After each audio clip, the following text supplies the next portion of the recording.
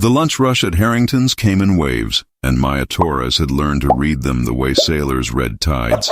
She carried 3 plates balanced along her left forearm, her right hand steadying the 4th, her steps precise across the black and white checkered floor. The restaurant hummed with the particular sound of money being spent without thought, silverware clinking against porcelain, laughter that came easy when the bill didn't matter. She refilled water glasses without being asked, cleared plates the moment a fork was set down, and smiled the smile she'd practiced in the bathroom mirror until it looked effortless.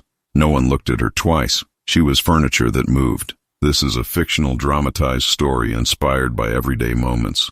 Maya was 24, and her feet already hurt the way her mother said they would by 40. She worked the lunch shift 6 days a week and picked up dinner shifts when rent was due, which was every month, which meant always. Her apartment was a studio in a building where the heat worked when it wanted to, and the landlord's voicemail was always full. She'd chosen silence as her survival strategy early. Speak less, smile more, don't make waves. Waves got you fired, and she couldn't afford to be fired. The kitchen ticket printer buzzed. She tore off the order and clipped it to the wheel, turned back to table 7 where Marcus Chen, the assistant manager, was already standing with his arms crossed. He was 26 and had been there 8 months, which apparently made him everyone's boss in his mind. His tie was too shiny and his cologne too strong, and he managed the floor like a general managing troops who kept disappointing him. Table 12 needs more bread, he said, and table 9 says their water tastes funny. Maya nodded, already moving. She didn't say that table 9 always complained, that Mr. Simmons came in every Thursday and sent something back every Thursday because he liked the attention. She brought the bread basket, brought new water, returned to her station by the kitchen door where she could see the whole dining room and stay out of everyone's way. That's when she saw him. James Whitmore walked in flanked by 3 men in suits that fit too well to be off the rack. She recognized him the way everyone in the city recognized him, from the business section photos, from the tech conference banners, from the interviews where journalists asked him how it felt to be 38 and worth more than some countries. He'd built Axiom Industries from a garage startup to a company that employed 4,000 people, and he wore that success in the set of his shoulders, the easy way he scanned the room and chose where he wanted to sit. Marcus nearly tripped over himself rushing to greet them. The men took table 15, the corner booth with the leather seats and the view of the street. Maya wasn't assigned to that section. Thank God for small mercies. She watched Bethany, who had 5 years here, and the kind of confidence that came from never worrying about rent, glide over with menus and that laugh that made tips appear. If you're drawn to stories where the quietest voices carry the most power, stay with me. There's more to come. The lunch crowd thickened. Maya moved between tables, her notepad pressed against her apron pocket, her pen clicking in rhythm with her thoughts. She'd learned to be invisible, learned that invisible meant safe. She'd grown up the oldest of 3 in a house where her father's moods were weather systems, and her mother's exhaustion was a constant hum, and somewhere around age 12 she'd discovered that being quiet meant being forgotten, and being forgotten meant surviving. She brought check presenters, cleared appetizer plates, smiled at jokes she didn't find funny. At 1:47, the door opened again, and an elderly woman stepped through, her hand on the arm of a man in his 30s wearing a cardigan that had seen better decades. The woman was small, her white hair pulled back in a bun that showed the elegant bones of her face. She wore pearl earrings and a navy dress with buttons up the front, and she moved with the careful precision of someone who'd learned not to trust her balance. The man guided her to table 8, pulled out her chair, sat across from her with his back to the window. Maya's section. She grabbed menus and approached. The woman's eyes were pale blue and sharp despite the cloudiness at the edges. She was studying the room with the focus of someone trying to place themselves in space. The man, her grandson maybe, or her caretaker, was already talking, his mouth moving fast. The woman watched his lips, her head tilted slightly. She was deaf. Maya knew the signs, had known them since her brother Mateo was born 20 years ago, and the doctors delivered the news that shattered and then rebuilt their family into something different, something that spoke with hands. "Welcome to Harrington's," Maya said, setting the menus down. "Can I start you with something to drink?" The man didn't look up. "Water for both, and we'll need a few minutes." The woman's hand moved, fingers forming shapes. "Where is the restroom?" Maya caught the sign like catching a ball thrown without warning. Her hands moved before her brain could stop them. Straight back, second door on the left.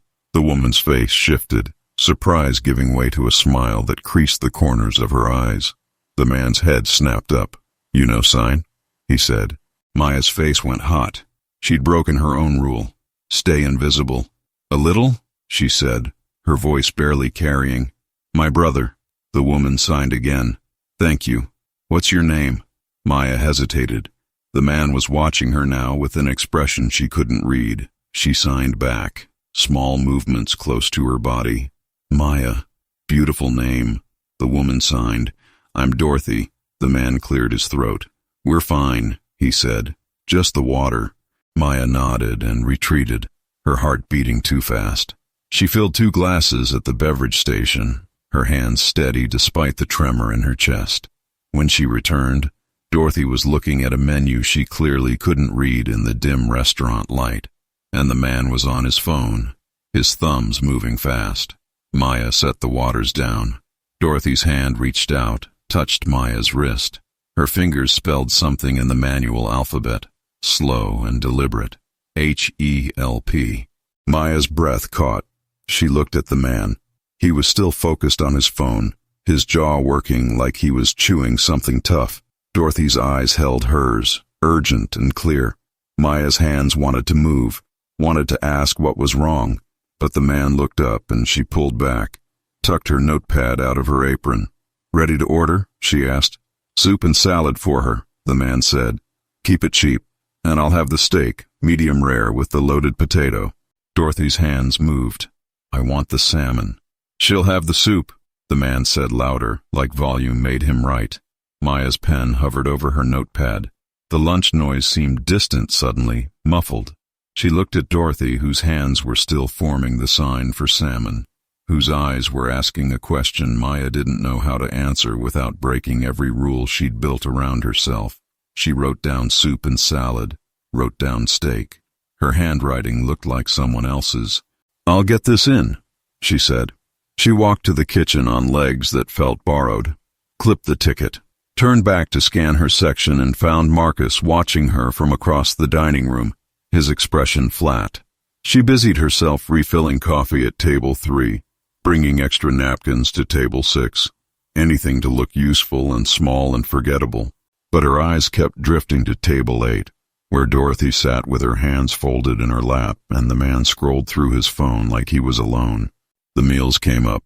She delivered them with the same careful efficiency she delivered everything, set the soup in front of Dorothy without meeting her eyes. The woman's hand touched her wrist again, quick and light, and Maya felt the shape of letters pressed into her skin. P-L-E-A-S-E. When she looked up, Dorothy's other hand was moving under the table where the man couldn't see. Danger, stealing. Maya's pulse hammered. She glanced at the man who was cutting into his steak with mechanical precision. She stepped back, her professional smile locked in place, and walked straight to the server station. Her hands were shaking. She busied them with rolling silverware, the familiar task grounding her while her mind raced. Dorothy was in danger. Someone was stealing from her. The man with her, the one who controlled her order and her voice, and probably everything else. Table 15 erupted in laughter. She looked over without meaning to and caught James Whitmore's profile, the way he leaned back in the booth with ease that came from never doubting he belonged anywhere. One of his companions was telling a story with big hand gestures, and Bethany was refilling water glasses with a smile that probably earned her 20%. Maya's world and his existed in the same room but not the same universe. She turned back to her silverware. 15 minutes passed. Table 8 sat in silence, the man eating methodically while Dorothy's soup went cold. She'd managed 3 spoonfuls, her hands unsteady. Maya approached to clear the plates and Dorothy's hand shot out, grabbed her wrist with surprising strength. The woman's eyes were wet now, desperate. Maya's throat closed. "Everything all right here?" she managed. Fine, the man said. He pulled out a wallet, extracted a credit card, handed it to Maya without looking at her. We're done. Maya took the card. Her hands processed the payment on autopilot while her brain screamed. She brought back the slip for signature, set it down with a pen. The man signed with a flourish. Dorothy sat very still, her hands in her lap, her shoulders curved inward like she was trying to disappear into herself. Maya knew that posture, had lived in that posture. When the man stood and pulled out Dorothy's chair, the woman's hands moved one more time. Help me, please.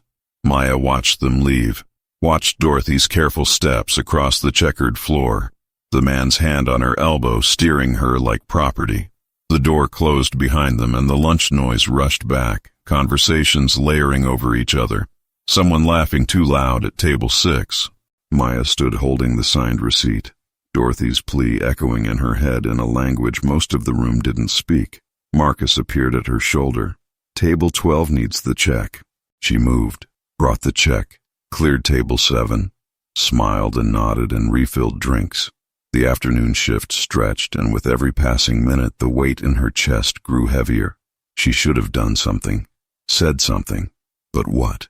Accused a man of stealing from an elderly woman based on a few signs. Called the police because someone ordered soup instead of salmon. She was a waitress who made $9 an hour plus tips. Who was going to listen to her? At 3:15, Marcus cut her. She counted her tips in the back, $43.18 for 5 hours of work, enough for groceries if she was careful, not enough for the electric bill, never enough. She changed out of her uniform in the cramped bathroom, pulled on jeans and a sweater, tied her hair back. In the mirror, she looked tired, 24 going on 40, just like her mother predicted. She pushed through the kitchen door and stopped. James Whitmore was still there, alone now at table 15 with a laptop open and a coffee cup leaving rings on the wood. His companions were gone, his jacket was off, and he had the focused look of someone who'd forgotten where he was. Bethany was counting her tips at the server station. Maya grabbed her bag and headed for the exit. Excuse me. The voice stopped her 3 feet from freedom. She turned. James Whitmore was standing, his hand raised slightly like he was hailing a cab. He was looking at her. You're Maya, right? He said. Her mouth went dry. Yes, I saw you earlier, with the elderly woman at table 8. He crossed the distance between them, and she had to tilt her head back to meet his eyes. They were gray, or maybe blue. She couldn't tell in the restaurant light. You were signing with her. Maya's heart kicked against her ribs. Yes, a little. My sister's deaf, he said. I know ASL. I saw what the woman signed to you. He paused, his jaw tightening. I saw her ask for help. The restaurant tilted. Maya gripped her bag strap. I don't know what you mean. Yes, you do. His voice was quiet now, the kind of quiet that made you lean in. And I saw you do nothing. The words hit like a slap. Heat flooded her face, shame and anger mixing into something that tasted like copper. I'm a waitress, she said, hating how small her voice sounded. I can't just accuse customers of stealing from a vulnerable woman. He didn't raise his voice. Somehow that made it worse. Of controlling her? Of ignoring what she actually wants? You saw it too, Maya shot back, finding something sharp beneath the fear. You were sitting right there. What did you do? His expression shifted, something like respect flickering across it. Fair point, he said. He pulled out his phone, tapped the screen. I got the license plate when they left. Already called it in to someone I know in elder services. He looked up at her. But I need to know what she said. Exactly.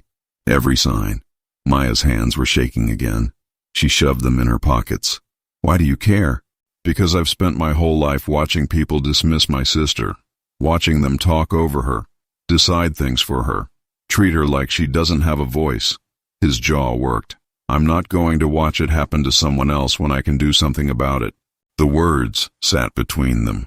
Maya thought about Dorothy's hands forming help me, thought about the way the man had ordered for her like she was a child, thought about her own silence.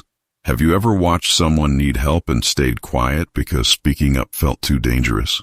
She'd built her whole life around staying quiet, around surviving. But surviving wasn't the same as living, and she'd known that for a long time without knowing what to do about it. She said someone was stealing from her, Maya said finally. The man with her. She spelled it out. Danger. Stealing. Help me. Please. The words came faster now, years of held breath releasing. She wanted the salmon, and he ordered her soup.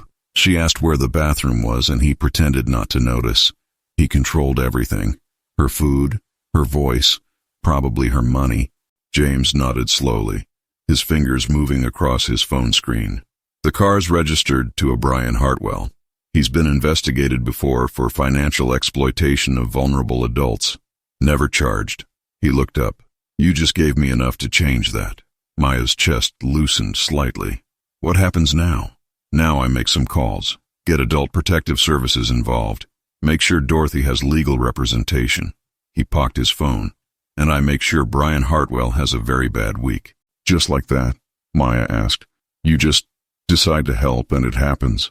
I have resources, he said simply. Lawyers, connections, money. I can make things happen that other people can't. He studied her. But I wouldn't have known about it without you. You saw what no one else saw. You understood what no one else understood. I didn't do anything, Maya said bitterly. You're doing it now. He reached into his pocket, pulled out a business card. My assistant's number is on there. Call tomorrow afternoon. I'm going to need you to give a statement about what you witnessed. Maya took the card. Heavy stock, embossed lettering. It felt like holding a piece of a world that had never included her. I work tomorrow. Take a long lunch. I'll make sure you're compensated for your time. He said it like compensated was a normal word, like time had a price tag everyone could afford. This matters, Maya. What you saw, what you know. It could save her life. She wanted to say something cutting, something about how easy it was to care when you had money. But the truth was, he was right. She had seen, she had known, and she'd been ready to walk away because walking away was safer. Okay, she said. Okay, he repeated. Something that might have been a smile tugged at his mouth. Thank you. He went back to his table. Maya pushed through the door into the December cold, the business card heavy in her pocket. The city moved around her, indifferent and vast. She caught the bus home, climbed the 4 flights to her studio, locked the door behind her. The card sat on her counter all night, white against the chipped laminate, a small rectangle that somehow felt like a turning point. I stayed silent when I should have spoken. She called the next day at 2:30, her hands clammy against the phone. A woman answered on the first ring, professional and brisk, and transferred her to another line. James Whitmore picked up himself. Maya, thank you for calling. He sounded different on the phone, more rushed. Can you come to my office at 4? I have someone from Adult Protective Services who wants to hear your account. I'm scheduled until 5. I'll send a car. It'll wait for you. Not a question. A statement of fact, like sending cars for waitresses, was normal. This is important. The car was a black sedan with leather seats and a driver who called her ma'am. It felt wrong, like wearing someone else's clothes. The Axiom Industries building was downtown, all glass and steel reaching 40 stories high. The lobby had a waterfall and security guards in suits. Maya gave her name at the desk and a badge was printed, and she was escorted to an elevator that required the badge to access the 38th floor. James met her as the doors opened. He'd traded his suit jacket for shirt sleeves, his tie loosened. Thanks for coming, he said, and guided her to a conference room where a woman in her 50s with gray streaking her black hair sat with a laptop and a stack of folders. Maya Torres, this is Linda Chen, Senior Investigator with Adult Protective Services, James said. Linda, this is the witness I mentioned. Linda shook her hand, her grip firm. Thank you for being here, Maya. I know this isn't easy. She gestured to a chair. I need you to walk me through everything you observed yesterday. Every detail you can remember. Maya sat, told the story, told it carefully, exactly as it happened, told about Dorothy's signs, about Brian's control, about the way he ordered soup when she wanted salmon, like that small cruelty was a window into something larger. Linda typed, asked questions, circled back on details. James sat at the head of the table, silent but present, his attention absolute. "This is extremely helpful," Linda said finally. "Brian Hartwell is Dorothy's nephew. He moved in 6 months ago claiming he was there to help her, but we've had complaints from neighbors. Nothing we could act on until now." She closed her laptop. "With your statement and what Mr. Whitmore observed, plus the financial records we've subpoenaed, we have enough to get an emergency protective order." "Is she safe?" Maya asked. "She will be by tonight. We're removing him from the home and getting her set up with a legitimate caretaker." Linda's expression softened. "You did a good thing speaking up." Maya didn't feel like she'd done a good thing.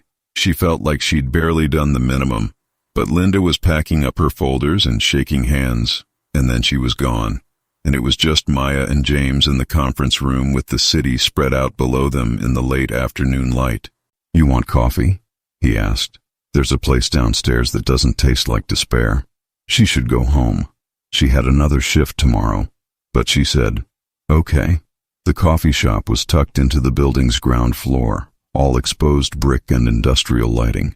James ordered them both lattes without asking what she wanted, but when they came they were perfect. The foam art a careful rosetta that seemed too beautiful to destroy. They sat at a table by the window. "Can I ask you something?" Maya said. "Go ahead." "Why did you notice, yesterday?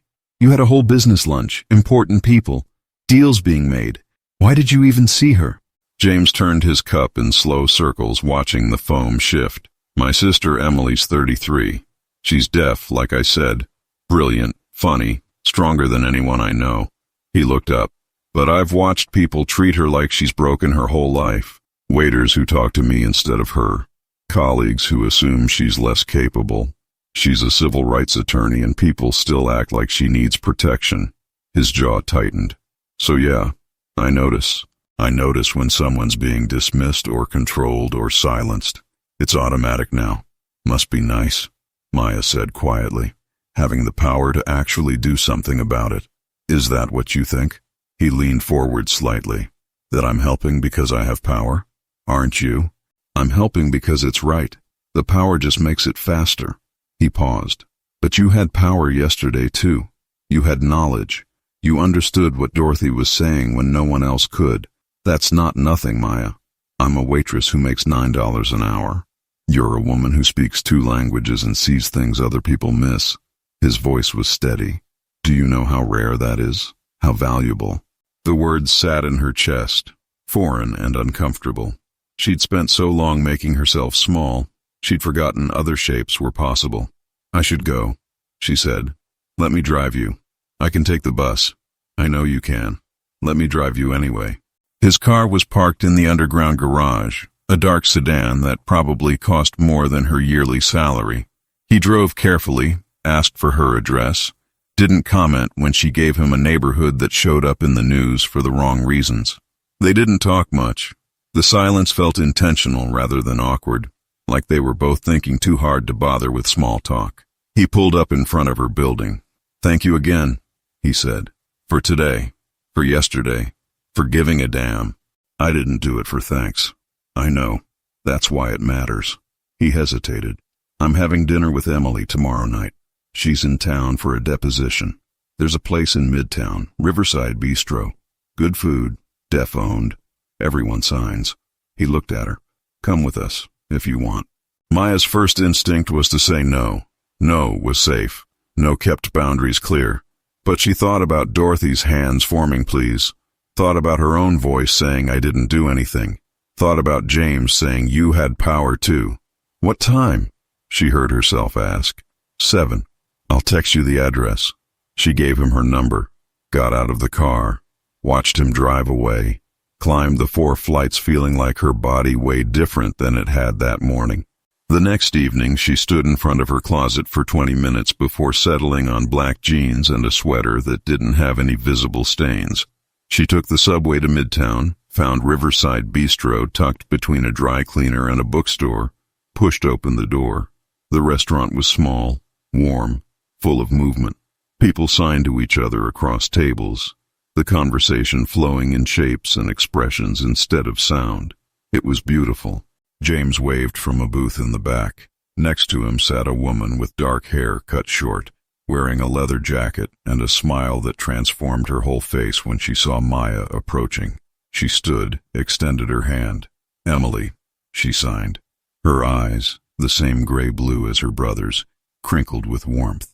"Maya," Maya signed back. "Thank you for including me." Emily's smile widened. "Anyone who helps vulnerable people and calls out my brother is automatically my favorite person." "I'm sitting right here," James said, signing as he spoke. "I know," Emily signed. "That's what makes it fun." They ordered food. The conversation flowed in a mix of sign and speech, Emily leading with stories about her deposition, a discrimination case she was building that had her fired up and focused. She signed with her whole body, her expressions painting context that words couldn't carry. Maya found herself laughing, actually laughing, the sound surprised out of her. Halfway through the meal, Emily's phone buzzed. She glanced at it, signed something to James that made him frown, then looked at Maya. "I have to take this. Work emergency. Be right back." She slipped out of the booth and headed for the door. "She's always working," James said. "Drives me crazy." "Says the man who was answering emails during lunch the other day," Maya said. "Fair point." He sipped his water. "She likes you. How can you tell?" "She's still here. Usually when I bring someone to dinner, she finds an excuse to leave early." He met her eyes. "She's protective. Of you? Of both of us. She doesn't trust easily." He paused. "Neither do I, usually. But there's something about you." Maya's pulse quickened. "What do you mean?" "You're quiet, but not because you don't have anything to say, because you're choosing your words carefully." He leaned forward slightly. "Most people who are loud are just scared of silence. You live in it. That takes strength." No one had ever said that to her before.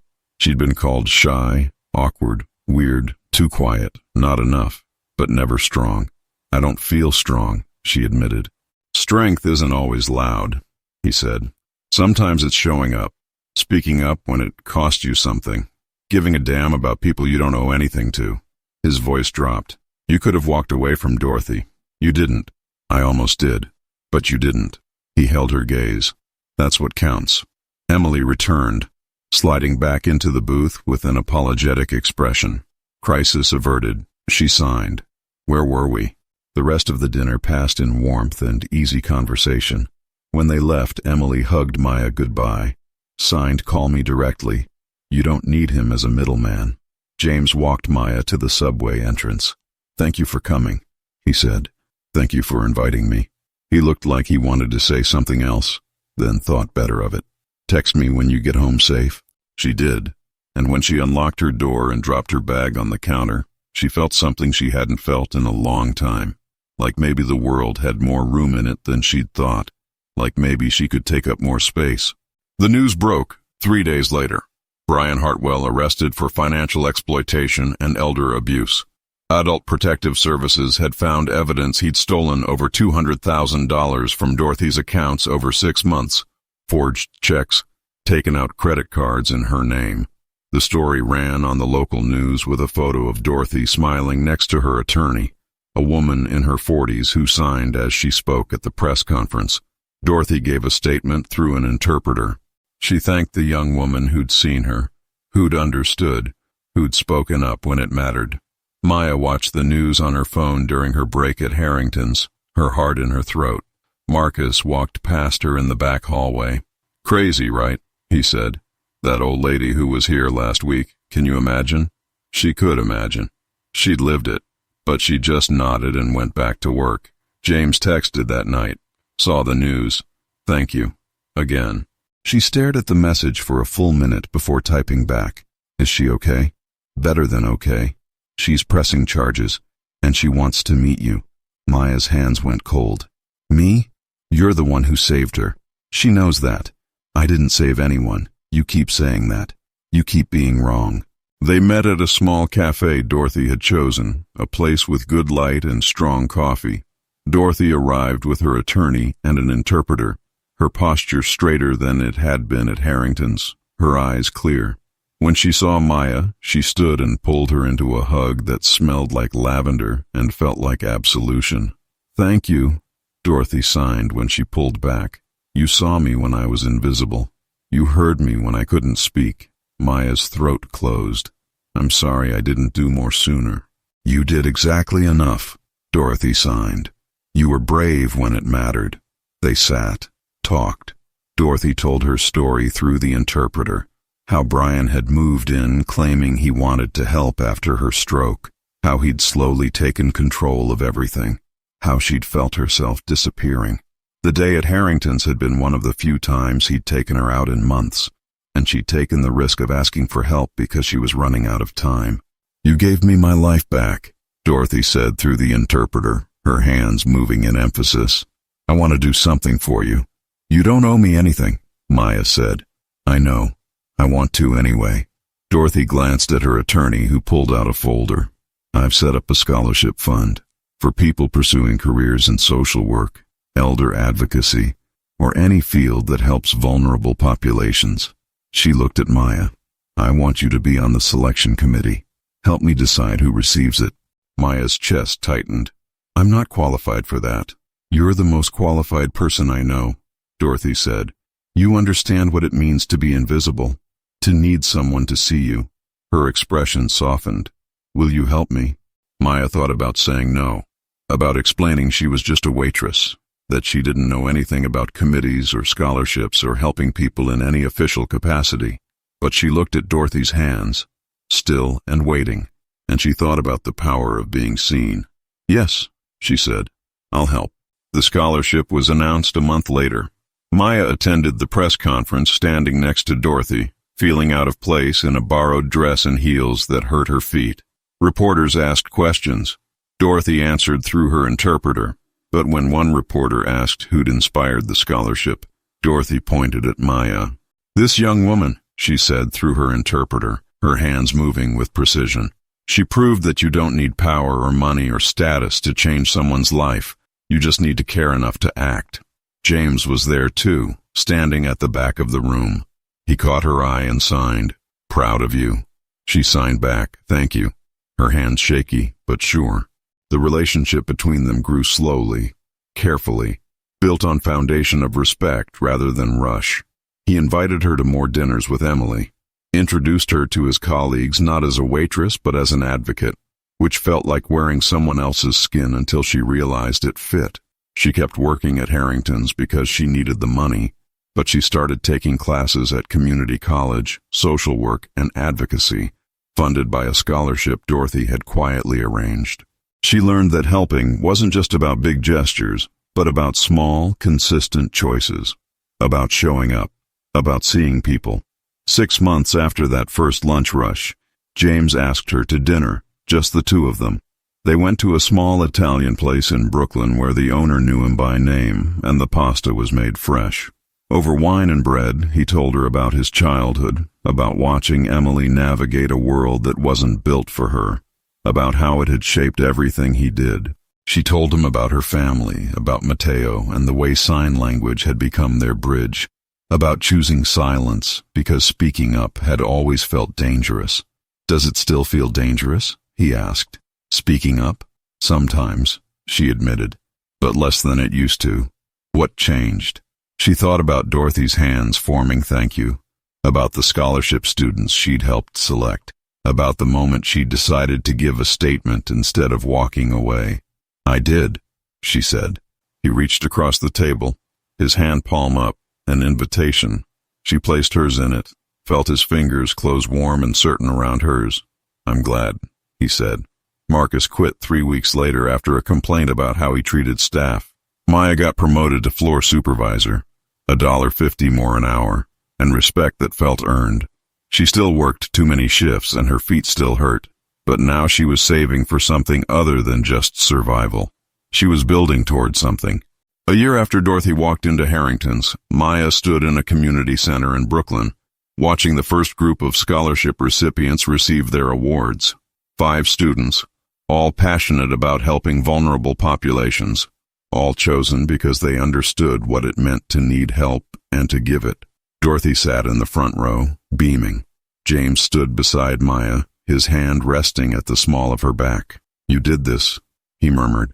We did this, she corrected. One of the recipients, a young woman named Sarah who was studying to be an ASL interpreter, approached after the ceremony. "Thank you," she signed. "This changes everything for me." "It changes everything," Maya signed back. "For me too." That night, she and James walked through Prospect Park, the city lights spilling gold across the paths. They didn't talk much. They'd learned they didn't need to. That silence between them was comfortable rather than empty. At some point, his hand found hers, their fingers lacing together with the ease of long practice. "I have a question," he said finally. "Okay. Move in with me." He stopped walking, turned to face her. "I know it's fast. I know you're independent and you don't need anyone, but I want you there. I want to wake up with you, build something with you." Maya's heart kicked. A year ago, she would have said no immediately, would have protected herself with distance, but she'd learned that strength wasn't just about surviving alone. Sometimes it was about letting someone in. "Yes," she said. His smile started slow, then spread until it transformed his whole face. He pulled her close, kissed her there in the park with the city breathing around them. When they broke apart, he pressed his forehead to hers. "I love you," he said. "I love your strength and your silence and the way you see people. I love that you care so damn much even when it scares you." "I love you too," she said, the words feeling new in her mouth, honest and raw. They stood there for a long time, two people who'd learned that the loudest moments in life were often the quietest ones, that truth didn't need volume to matter, that being seen was sometimes the most revolutionary act of all. 3 years later, Maya stood in a courthouse watching Dorothy testify at Brian Hartwell's trial. He'd fought the charges, dragged it out, tried to claim Dorothy was confused, incompetent, but the evidence was overwhelming, and Maya's statement, given with steady hands and a clear voice, had been part of what sealed his conviction. 5 years in prison, restitution, a permanent mark on his record. Dorothy found her afterward in the hallway. "You spoke for me when I couldn't speak for myself," she signed. "I'll never forget that." "I'll always see you," Maya signed back. Always. They were building something bigger now. The scholarship had grown. Dorothy had partnered with James's company to create an advocacy program, hiring people specifically to look out for vulnerable populations, to notice what others missed. Maya ran the program, working with social workers and attorneys and community organizers, training them to see the signs, to listen to the silence, to understand that help didn't always announce itself in words. She still thought about that first lunch rush sometimes, about the moment Dorothy's hands had formed help and she'd almost walked away, about how close she'd come to choosing silence over courage. She wondered what her life would look like now if she had. Smaller, probably. Safer. Lonelier. But she hadn't walked away. She'd signed back, and that small choice had changed everything. If this story moved you, leave a like and subscribe. Tomorrow, I'll share another story about the power of paying attention, about the way silence can speak louder than any words, because some truths don't need a voice. They only need someone willing to see them, someone willing to care, someone willing to act.